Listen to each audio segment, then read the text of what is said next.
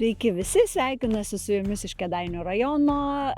Pasikviečiu Remigijų užduoti klausimų apie kas vyksta laukuose, nes pereitą kartą buvom Radviliškio pusėje, o šį kartą traukiu labiau į vidurį Lietuvos, galbūt kažkaip labiau atspindi tą realią situaciją ir pagal tai galim sakyti, kas yra šiaurėje, kas yra pietuose. Tai Remigijau, kas yra čia vidurio Lietuvoje, ką radai?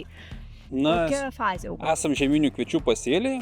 Šiuo metu per pjovus augalus, pagrindinius stiebus, matome, kad yra 32 augimo fazė. Ant augalų lapų ir ant viršutinių lapų jau matome nemažai miltligės. Ui, tikrai.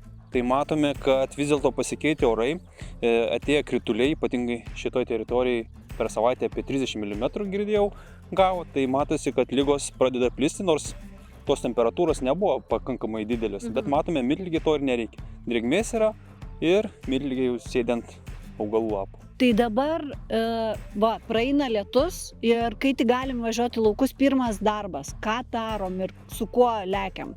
Pirmas darbas tai būtų, jeigu dar herbicidai nepurkšti, ypatingai jeigu rudenį nepanaudoti buvo, yra dar tokių laukų, tai pirmiausiai herbicidai ir galbūt augimo reguliatorius antras.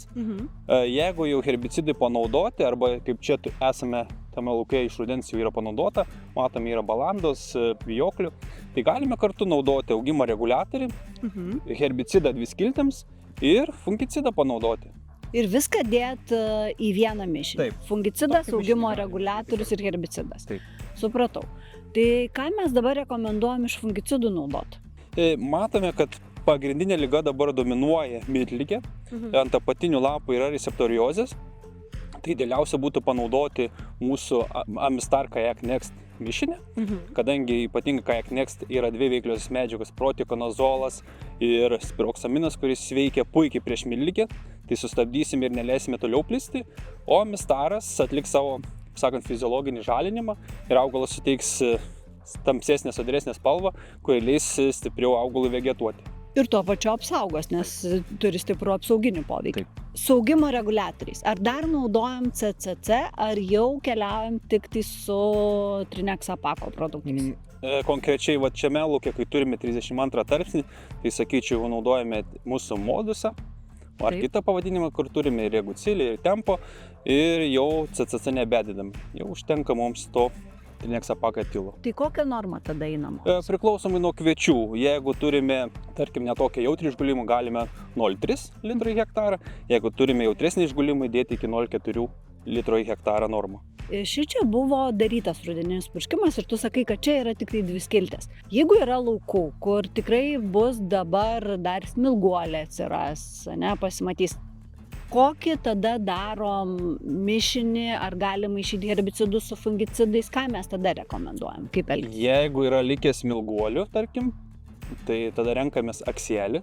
Taip. Aksielį galime be abejo kartu maišyti su herbicidais skirtais dviskiltėms. Pažiūrim, kas vyrauja, tarkim, jau pagal tai nusprendžiame.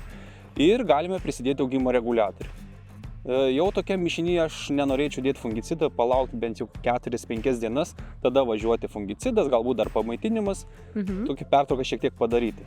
Jeigu dar turime lauke, tarkim, dirsių, kurios rudenį nekontroliuojamos, tai bent jau šitam lauke arba, sakyčiau, vidurio Lietuva ir labiau į šiaurę, dar galime panaudoti avoksą. Tai reiškia, pietų Lietuva jau tikėtina, kad jau atpuola. Taip. Avoksos naudojimu jau bus vėlu, bet šiaurė tai vis dar gali naudoti ir pilnai gali. Ir jau norėčiau paminėti, jeigu naudojame avoksą, be abejo, jeigu prieš dirsės, naudojame didesnę normą ir tada prie avoksos jau nepridedame augimo reguliatorių, tarkim, mikroelementų, važiuojame vien tik su herbicidu, galbūt prie avoksos prisidedame ir partneriai dviskiltėms. Ir dirsės, ir pašiaušėlis, čia viskas tada. Taip eina. Tai jeigu naudojam akselį, tai tada galima maišyti su augimo reguliatoriu, o jeigu avoksą, tai naudojam vieną. Taip. Ir tada taip, jeigu avoksą ir paskui naudosiu vėliau fungicidą ir tada dedu augimo reguliatorių. Ar nebus per vėlu? Na, tos 5 dienos labai stipriai tas tarpsnis, na, gal per vieną kokį tarpsnį peršauk, tarkim, buvo 32, bus 33. Bet 33 tarpsnį mes dar tą reguliavimą tikrai puikiai galime atlikti su modusu. Bet pas jumis šiaurėje dar nėra 30.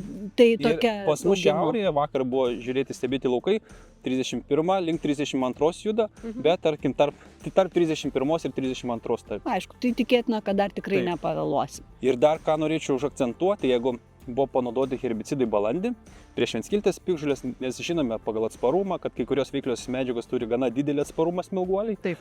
Tuos laukus patikrinti, jeigu matome, kad smilguolė sodrios spalvos žalios, ta prasme nėra požymių, kad jinai yra sustabdyta ar naikinama, dar tokius laukus galime perpurkšti su akseliu.